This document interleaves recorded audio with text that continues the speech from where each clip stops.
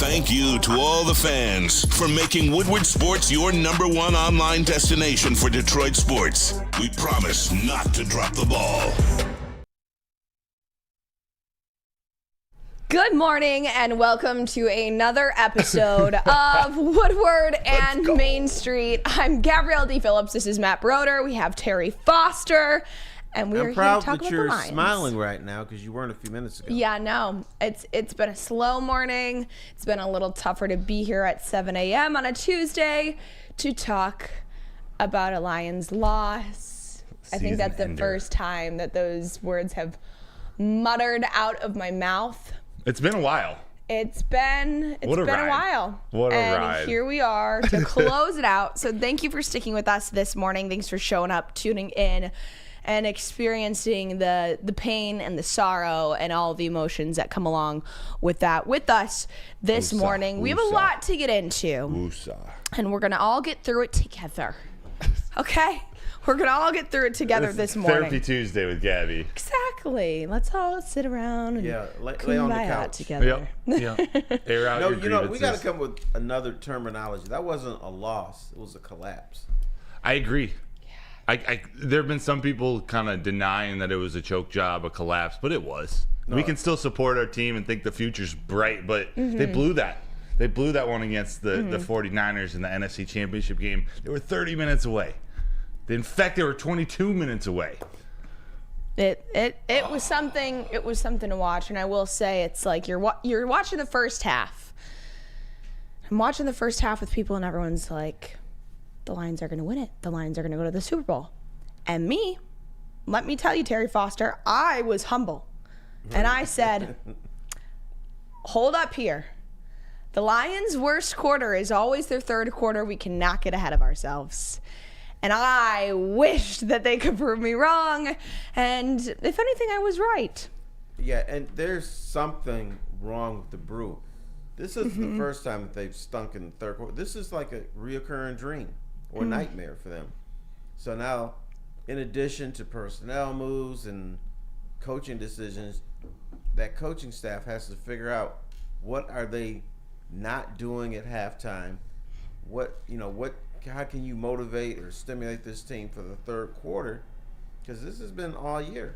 Yeah. It's ridiculous. This is their time to prove that they could do something and change something in that third quarter, come out in the second half and make those adjustments that they seem to do over the week when they go into that first half, but they've just not been able to dance with the other team in the right way and stay a couple steps ahead of them in the second half. Yeah, it's so puzzling because you would think with a team like this, a leader like Dan Campbell, coming out of the locker room, you're probably feeling your best. Even if you struggle earlier in the season, like you figure out what that difference is that you got to make in the locker room at halftime. But it's been consistent all year long. The third quarter has been the kryptonite, and that to me, while there's a lot of blame to go around, we're going to talk about mistakes and missed opportunities. Like, to me, that falls on the head coach. And I have full support of Dan Campbell, and we'll talk about the individual decisions, but you got to get your team ready somehow, some way out of the locker room. And they weren't able to do that all year. Maybe these guys at halftime drink beer. Yeah. Or something like that. Maybe. You talked about the popsicles during the breaks at practice in the summers. When Barry was playing, they used to give him popsicles. Maybe they should bring those back at halftime in the games. Yeah, maybe. That a little sugar rush or something. Because popsicles don't weigh you down. Yeah. Beer does. And plus it messes with your mind a little bit. Yeah. Maybe then they're smoking weed or something. Who do we think is giving the most talking, giving the speeches at halftime? Do we think it's Dan Campbell? Oh, yeah. Yeah. So he should get those privileges taken away next season. I think it's security. Okay. It's the security guards are giving the motivation Must be. speeches at halftime. Because, the funny thing is the Lions, for the most part, come out like gangbusters in the first quarter. Yeah. So something is different at halftime than it is for the first quarter. Yeah. And I know people say, well, they don't make halftime adjustments. Let me shatter your dreams. Halftime adjustments are very, very overrated. I've been in the locker room for a few times. It didn't really happen. What happens is you get little group meetings and they will say, remember what I talked to you about in the second quarter? We'll frickin' do it. So what they're doing is reaffirming things that they talked about during the game, and it's not like there's a big strategy session. Okay, here's what we're gonna do when we come out. Blah blah blah. That's real overrated. Yeah. Especially when you're up by 17, you're like, why would we make any changes? I mean, we want to do exactly what we're doing. So then how are you going to react when you get punched in the mouth? It's a reactionary quarter, I guess. There's only so much you can script, and they haven't been able to react when teams have, punched them back in that third quarter, and it happened again. I picked one pessimistic and one optimistic for us to review. Pessimistic being that the 49ers had a lot to prove trying to get to a Super Bowl here. In the first half, it didn't look like they were going to prove it. Did they do enough in that second half for you guys to prove that they should be going to the Super Bowl? You mean coming back 27 points unanswered and coming back to beat the Lions? And the biggest comeback of all time in the NFC Championship game yet. I'd say they qualify. Yeah, that probably fits. Throw that on the resume. I mean, they were sensational in the second half. While there are a lot of mistakes that the Lions made that led to the loss, the 49ers made the plays. Like, they did come out. They made adjustments. They shut down the run. I know there's a lot of talk about not rushing with Jahmyr Gibbs and David Montgomery enough in the second half. They were shutting that down at the beginning, and then once the Lions started to pass on first and second down, which they've been great at all season, it wasn't working in the second half. They were in third down and long. They were in all these situations where, all right, Nick Bosa, Chase Young, linebackers, you can go get them. And think about this. Look at the Final Four. Lions, Ravens, Chiefs, and 49ers. Who are the two teams that made it? They're the ones that had the most experience, the ones who've been there and done that, and maybe that played a huge role. San Francisco took a gut punch, shook it off, and said, "That's it. All right, let's play ball, fellas." Yeah. And then the Ravens, I don't know if they imploded. They just never were in. It was a close game, but they were never really in it. Chiefs had control of that game from the start, and they were just never able to get into that Ravens offense. The defense was fine. 17 points holding the Chiefs to. Right. I know they're not the best offense this year, but that should win a game, especially if you're the Ravens. That's a different type of choke job. Watching that game, I said, man, Ravens are getting their asses kicked, but they're only down 7. Right. It just felt that Felt way. much more. And then you see Lamar completing passes to himself. You're like, oh, they'll come back. There's something magic in the air. They're not going to lose this game, and they did. Zay Flowers had a couple. I have an historical moment that reminds me of the Lions game. Tell me about it, Terry. Tommy Hearns and Marvin Hagler. They came out like gangbusters, hitting each other. Bang. Tommy Hearns was probably ahead at the beginning. Then they got knocked out. So it was like that. The Lions just came out, boom. What you gonna do? And then the Niners are like, oh, okay, let's play some ball, fellas. Yeah. They didn't punch back. It reminded me, sorry, Gabby, real quick, you're good. Of the New Orleans Saints game earlier in the year where they came out of the gate smoking hot. Did they go up 21-0? The New Orleans Saints never gave up. They started to chip away. The game was getting close. But at the end of the game, in the third and fourth quarter, those Lions receivers, Jared Goff, they were all making those plays. Sam Laporta, Josh Reynolds, I think they both had multiple third or fourth down catches in that Saints game. The execution was different. I said it last night, Kool-Aid. What's the difference between the death penalty and life without parole? Execution. They weren't able to execute. Oh, wow. That's more bad. The difference between your show last night and this show this morning is Good just that. That morning. was last night, and it is 7:10 in the morning. It's too early for that kind of talk. Gotta wake up with violence. Gotta get to the optimistic.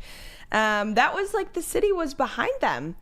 We heard the Jared Goff chants all week at various Detroit sporting events, Canadian sporting events. America was behind them. America was behind Jared Goff. And my next question is, will they still be? And how long will it take for Lions fans to get over this one?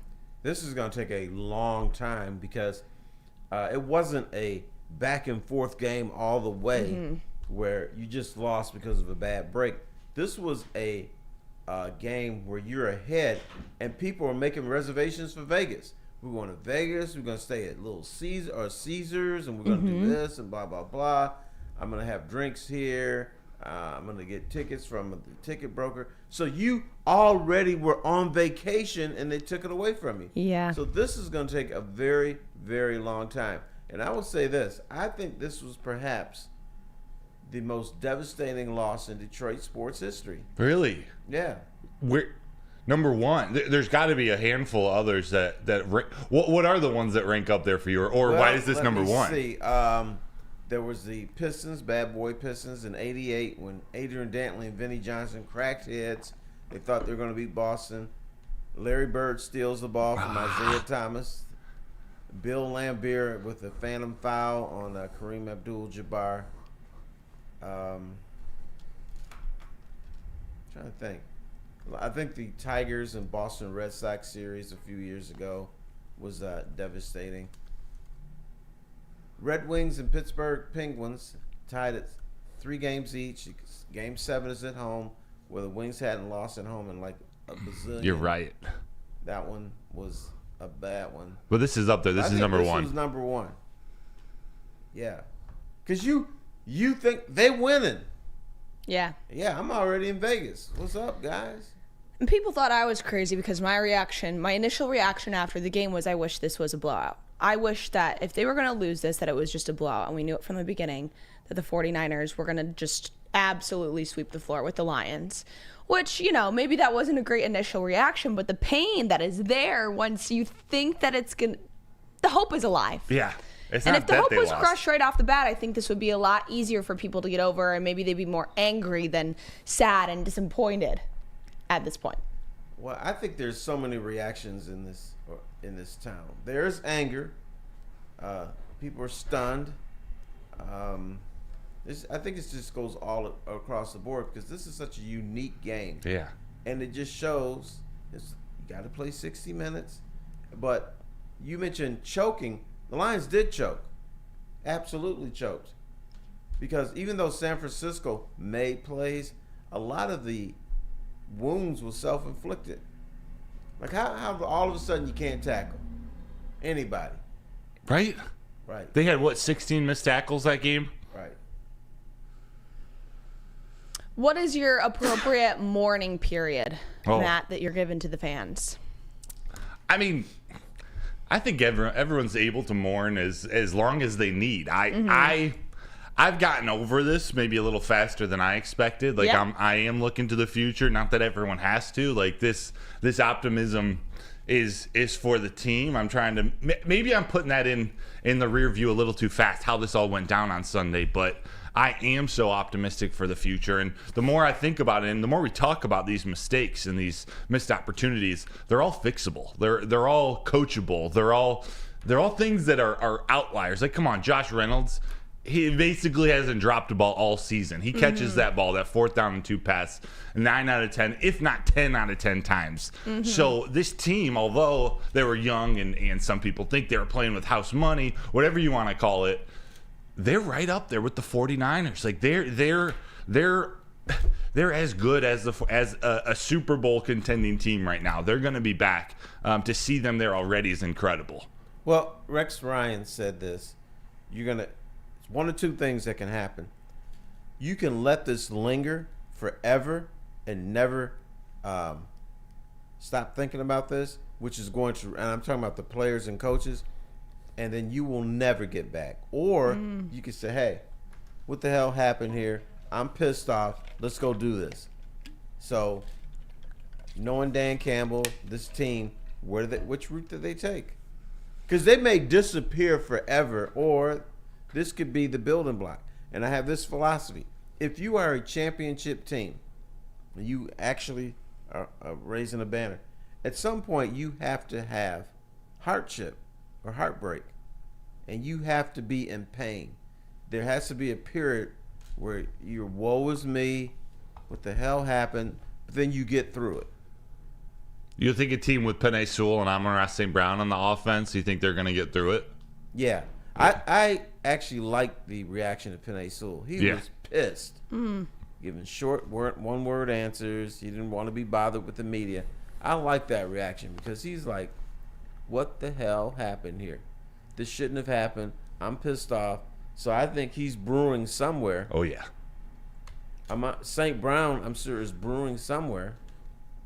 And I will ask this question.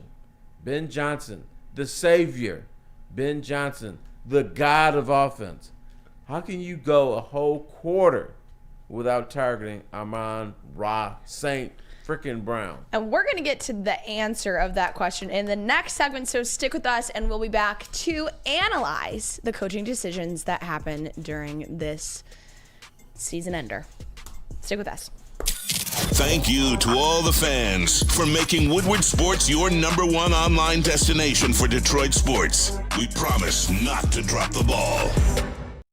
Stop searching for a vehicle and start finding one. Les Stanford Chevrolet Cadillac makes it easy. We harness the power of multiple dealerships and own the biggest selection of GM brands in the area to get you the car you need. With the Les Stanford Group, you'll have access to 4 different dealerships, providing you with more makes, more models, and more choices. We're connected to more than 1,000 vehicles. And with so many high-quality CPO vehicles available, you'll find new car quality at pre-owned prices. You can start and end your search at lesstanford.com today. We are the network for Detroit by Detroiters. Welcome to the Woodward Sports Network. Welcome back. This is Woodward and Main Street, your Lions Insider show here on Woodward Sports Network, brought to you by Les Stanford. Thanks, Les Stanford, for sticking with us all season. I'm Gabrielle Dee Phillips, Matt Broder, Terry Foster, and it is time to get into the coaching analysis of Sunday's game. And Terry, hit us with a question right going into break there, and it's how did Ben Johnson not target St. Brown for an entire quarter? How angry were you with that decision and seeing that happen after you gave him a very specific message, Terry? I did. I was not angry. I was perplexed. But yeah, I'm like, how come they're not targeting my man? Because in the first half, I was watching the game with wife Abs, and there was a couple times where they struggled a little bit, and I said, Yes. all you gotta do is go to St. Brown, and they did. 3rd and 9, first down. Like clockwork. Smallest tight end in NFL history. The dude is automatic, and we've seen him drop a couple balls in the playoffs, but I'm stunned when that happens. I mean, when you target him, he catches the ball. Yes. There's dudes in his vicinity, he catches the ball. And I was thinking, who's going to be the angriest players during the offseason? I think St. Brown and Sewell will be. Mm-hmm. They're going to be pissed off, and I expect to see a different players next year. I think they'll be better next year. It was just dangerous for the NFL. Yeah, you said Penei Sewell getting better? He's going to get better. How? He'll figure something out. I don't know. He looked feel like every time I watched him during that game, he was blocking two defenders at once, or out 3 front. guys next year. He probably And one of them he's going to put in a headlock. and then block the other 2 with one arm. He's Right. going to Heisman them. It's insane. He played incredibly. But you're right. How you were perplexed for them not getting the ball to St. Brown. I'm flabbergasted that they can't get the ball to St. Brown. He's the piece you have to use in those situations. When there's a team coming back, when you're feeling that pressure, you got to go to the guys who are most reliable. They even stopped targeting Laporta there for a couple minutes. Like you have to find a way. Ben Johnson needs to find a way to force the ball into his hand. He's got enough creativity. There's enough weapons on this offense where you find a way to get him it, not as a running back. Although it was a pretty good play design, that one before the Josh Reynolds 4th down and 2.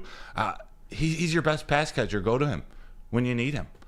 I really didn't understand that. I didn't understand why you weren't force-feeding David Montgomery, although the 49ers did make adjustments at halftime. It seemed like nothing was working in the second half. I think I might have the answer to how Penei Sewell gets better this offseason. Right, thank you. He's going to have a little baby girl. Another that one? screws you up sometimes. I was waiting for the reaction. He has a son. They're expecting a girl. Maybe he'll have a little bit more to fight for this next season. He's a family guy. Oh, yeah. I don't know. I think this might be the magic that we're looking but for you know him what? to get Not even to be better. rude, people know what I'm talking about. When you have a girl, that could be a pain in the ass, too.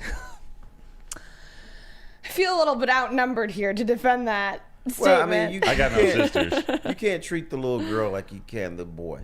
Like, when I dropped the boy down the stairs, and it was all right.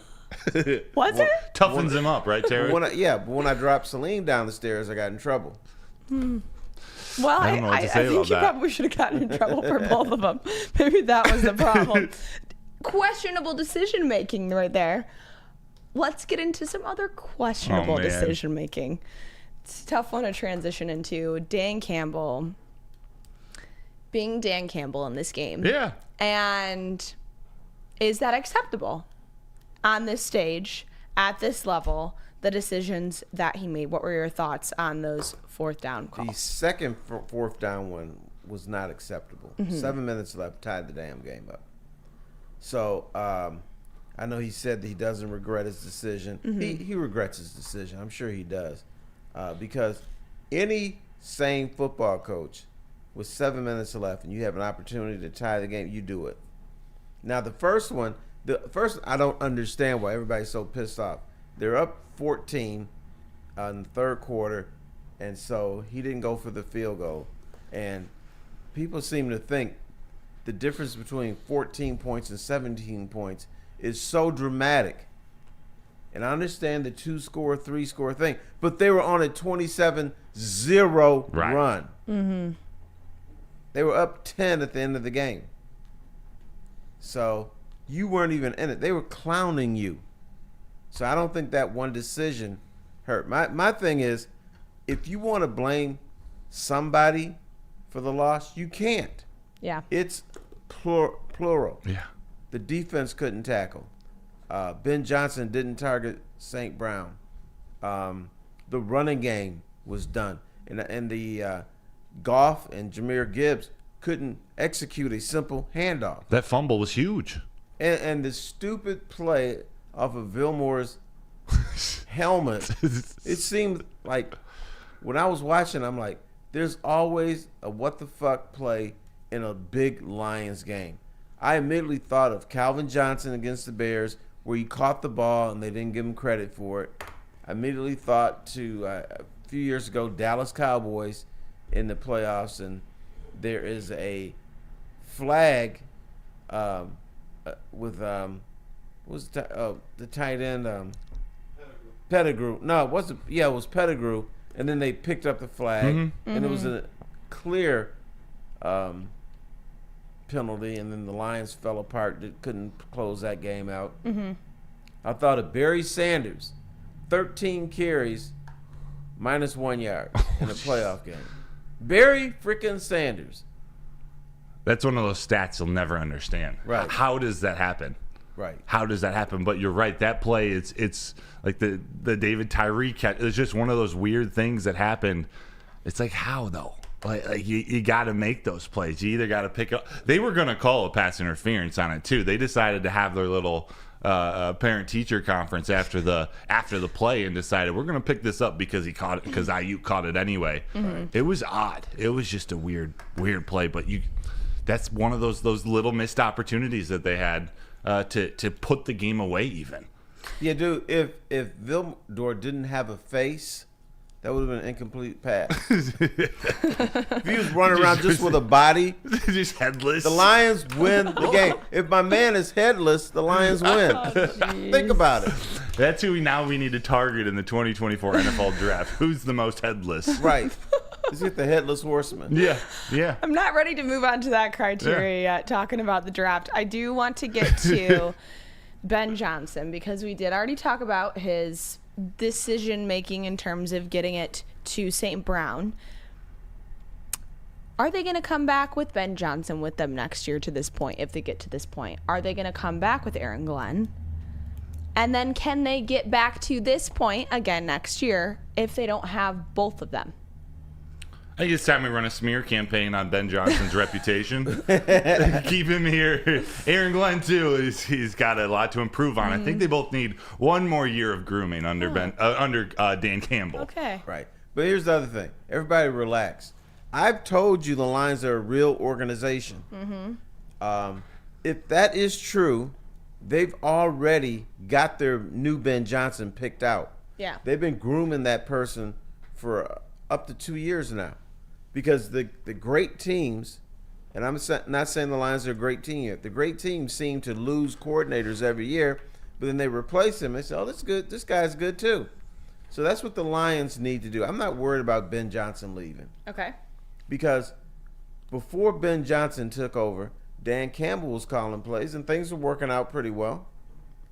So my aunt had a philosophy: one monkey don't stop no show.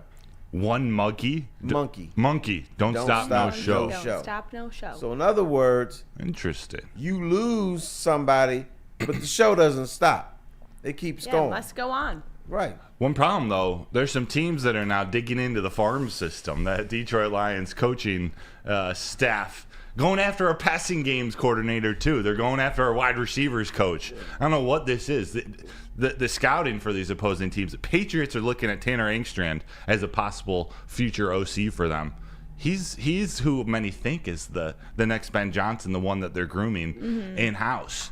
He may be gone the same summer, the same spring as Ben Johnson. No, they won't let that happen. Will they? It's a lateral move. I would say they won't let that happen. Okay. You can't. I like that confidence. Oh, it's not a lateral move, though. It's a move up, so that could happen. Just like a shuffle. But if the Lions believe in him, if he is that guy that we think he might be, I did think he was 1 year off. But if he's that guy, you got to find a way to keep him in. You got to keep the rhythm that Ben Johnson has created going.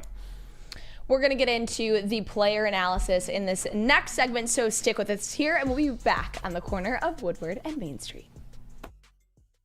Thank you to all the fans for making Woodward Sports your #1 online destination for Detroit sports. We promise not to drop the ball. Stop searching for a vehicle and start finding one. Les Stanford Chevrolet Cadillac makes it easy. We harness the power of multiple dealerships and own the biggest selection of GM brands in the area to get you the car you need. With the Les Stanford Group, you'll have access to 4 different dealerships, providing you with more makes, more models, and more choices. We're connected to more than 1,000 vehicles. And with so many high-quality CPO vehicles available, you'll find new car quality at pre-owned prices. You can start and end your search at lesstanford.com today.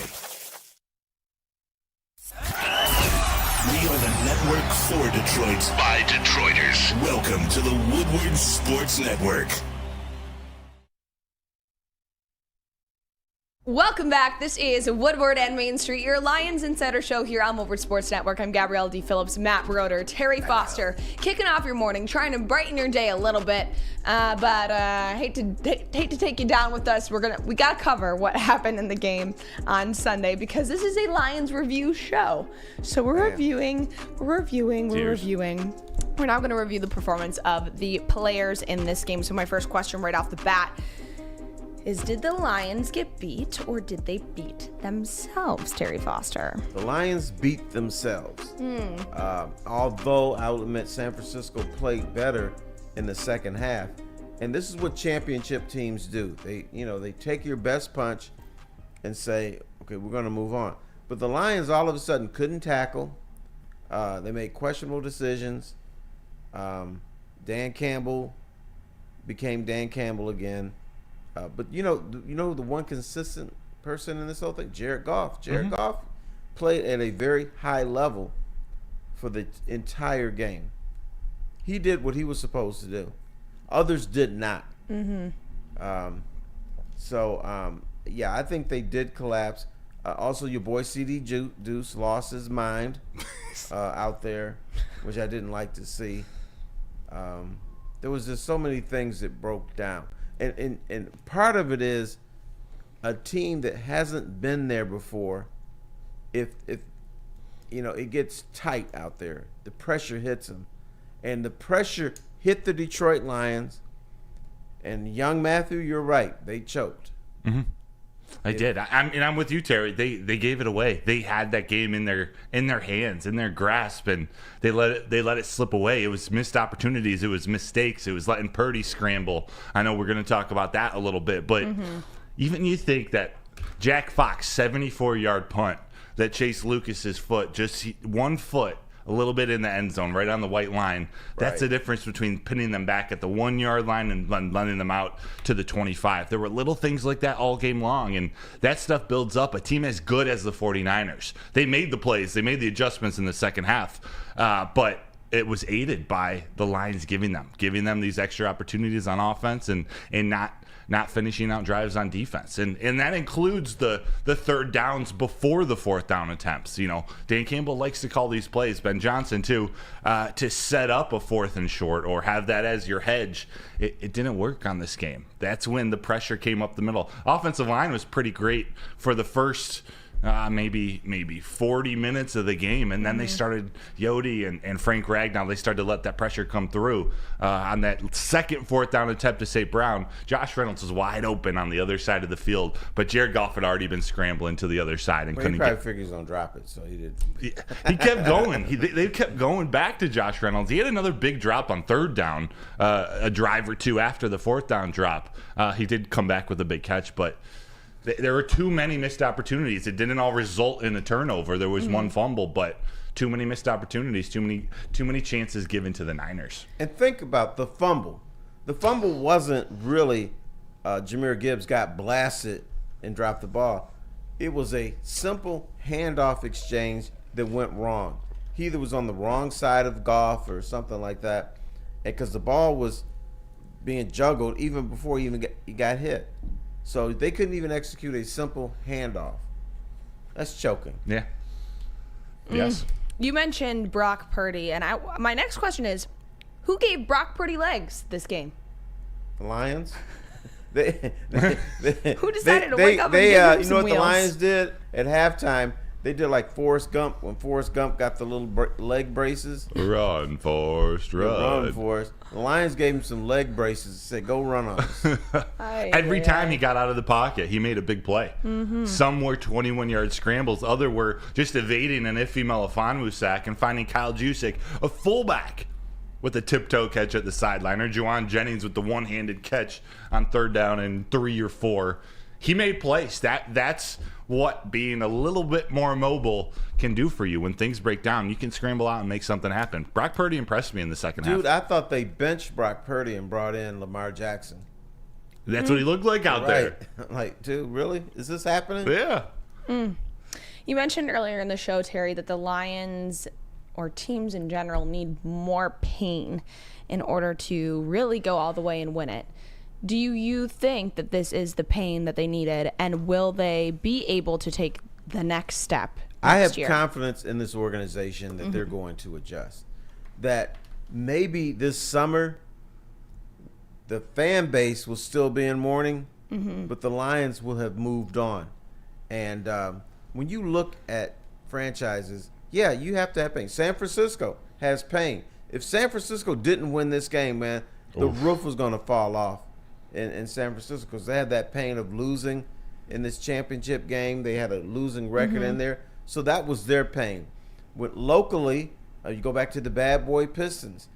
They couldn't get past the Celtics. There were times Larry Bird steals the ball from Isaiah. That's their pain.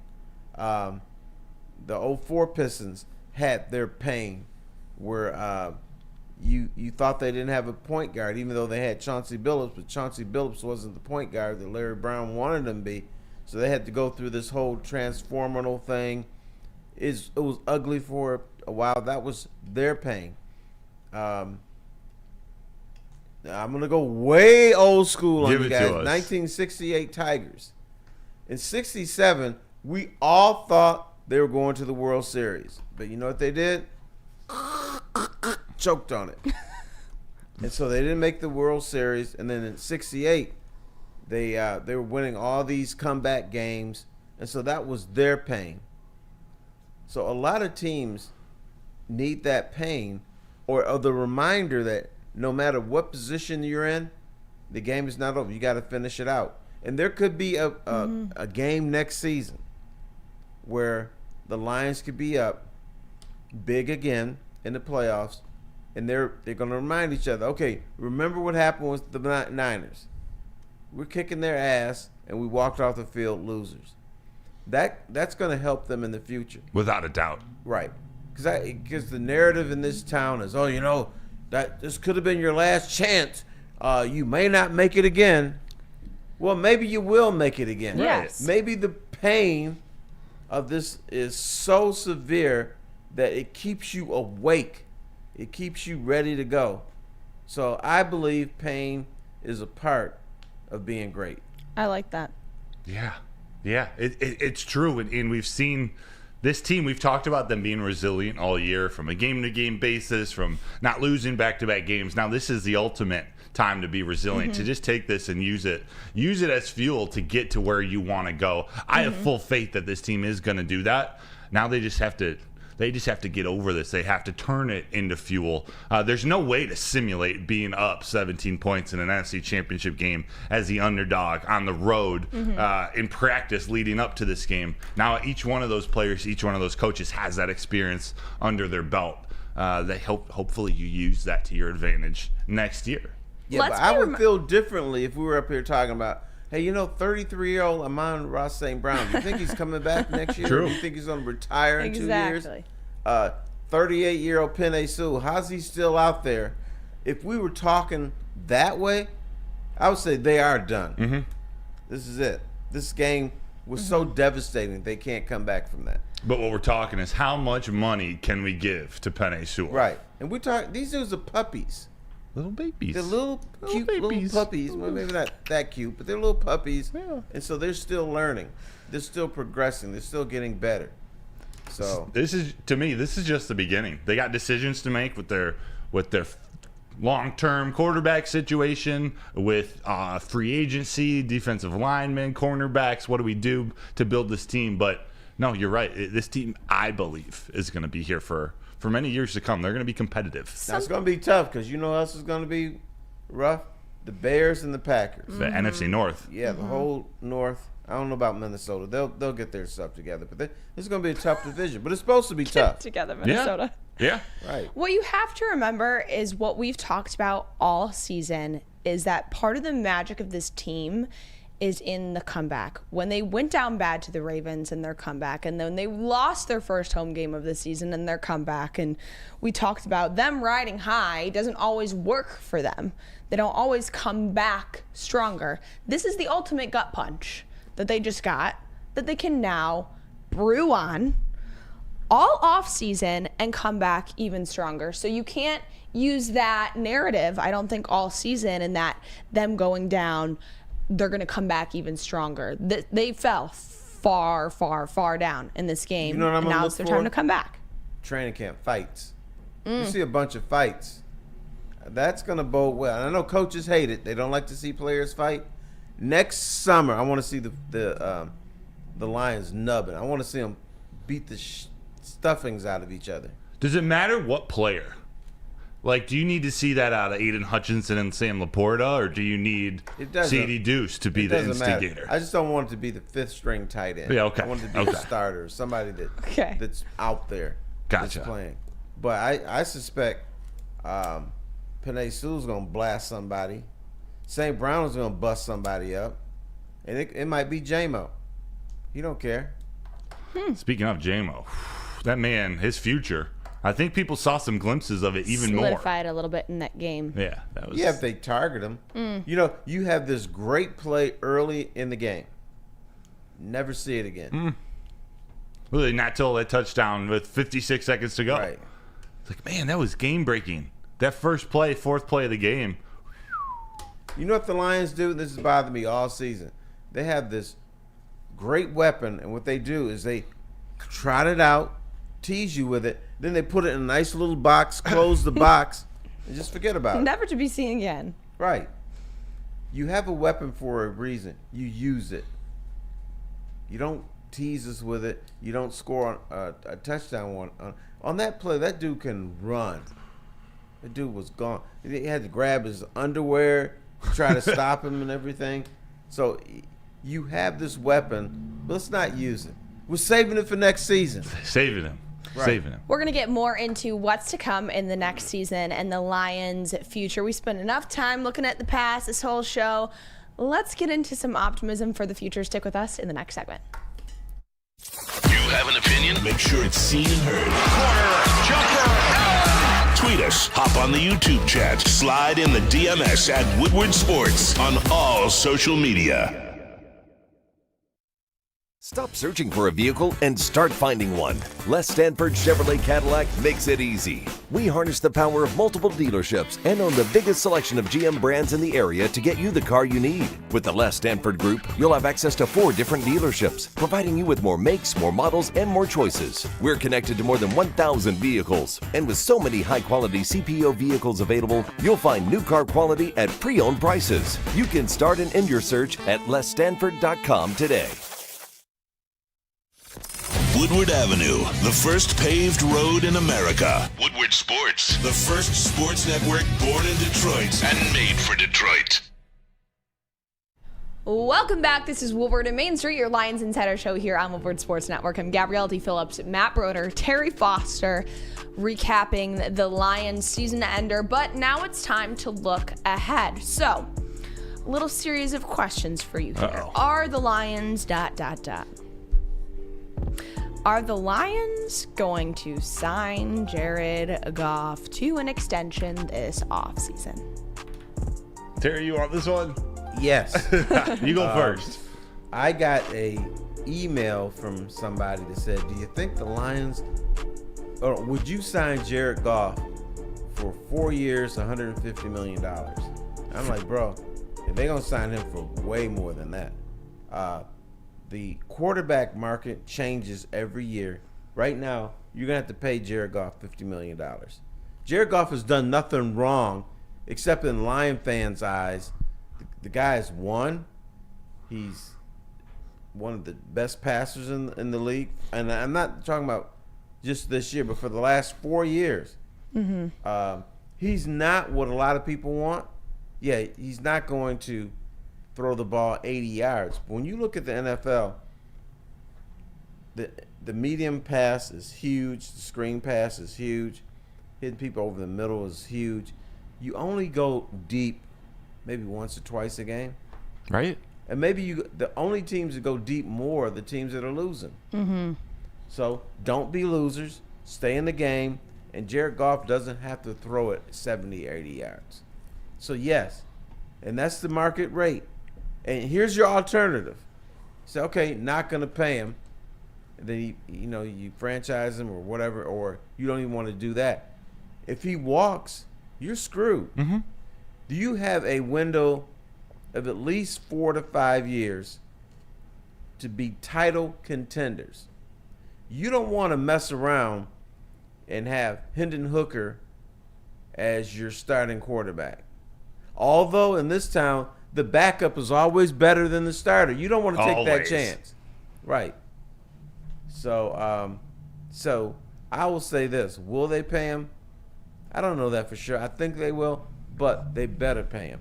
Yeah, I think they will too. The way they want to build this team anyway, taking the quarterback out of it, they want to build, starting with their offensive line, and they're going to add to their defensive line too. They want to build in the trenches. So Jared Goff, for all of his a lack of athleticism, his immobility, his need to have a perfect offensive line, they're going to build the team that anyway. That's their goal. So as long as the money that they pay him allows them to still make sure that they have a top 5 offensive line, he's as good a quarterback as any when you have that situation. Mm-hmm. They're going to re-sign Amon-Ra St. Brown. He's good enough to mix the ball around to as many different weapons as he can. Jared Goff is great at that when he has that offensive line. So to me, it seems like a perfect marriage, and they're going to pay him.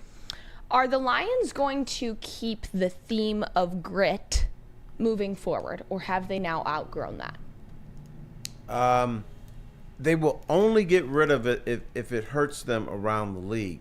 If grit means more penalties, if grit means the officials are looking at you closer, if grit means the NFL is looking at you closer, that's the only reason they'll get rid of it. But you have to have an identity. Mm-hmm. This is their identity. This is the identity of the head coach. Now, if Dan Campbell comes back and is a flower and roses guy, then they will get rid of it. But this is what Dan Campbell, as a player, used to fight in practice. Dan Campbell had grit as a player. So this is who he is, and he's the leader of this team. So grit, salty, pissed off, whatever you want to call it, will continue. And young Gabby is going to really percolate now because they've had this loss to San Francisco. Yes. I like the word percolate. I've always liked that word. Did you? Yeah, and then you described it perfect.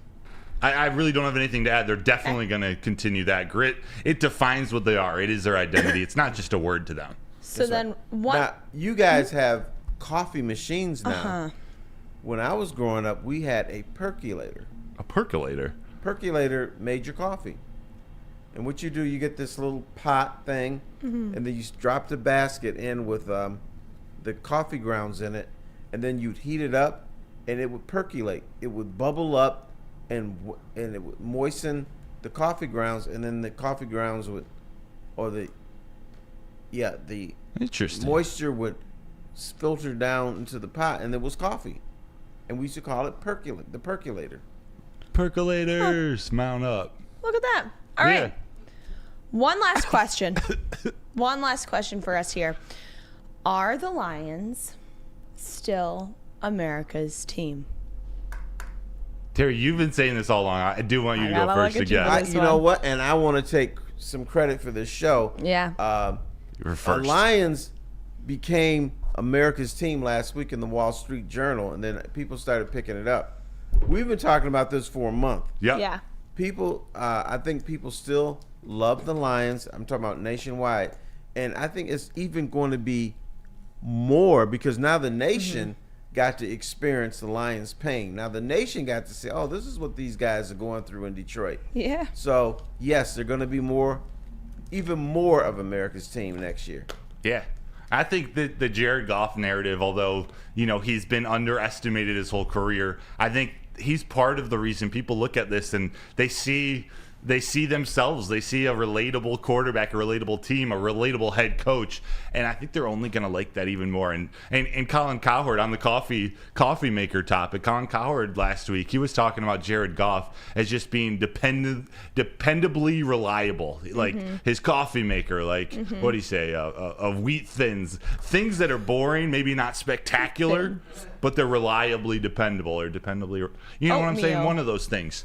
Something like that people like that. I like going to sports. I like listening to people who I relate to when I get my news, my sports. I get it from YouTube now, not ESPN. The guys in the suits. I think it's the same way with the quarterback. And there's one other thing. Everybody in this room now has been rejected except Gabby. At some point, we've been rejected. The Lions, Amon-Ra St. Brown was rejected because all these receivers were picked 16. ahead of him. Jared Goff in L.A. Get the hell out of here, son. You're not good enough for L.A., but now he's good enough for Detroit. He was rejected. Can't tell this face now. So a lot of their key pieces have that chip on their shoulder that has carried them through. And you know what? No one talks about a chip on Aiden Hutchinson's shoulder. He should have been the number 1 pick in that draft. Being number 2, and I'm going to think about that this offseason, how much that motivates him.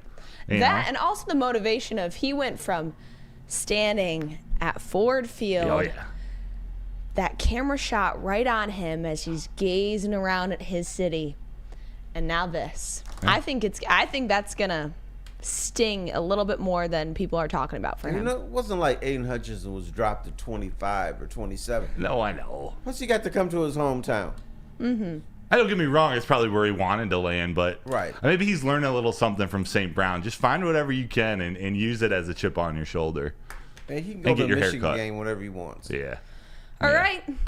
Well, it's time for the off season. That'll do it. That'll do it for our in-season talk.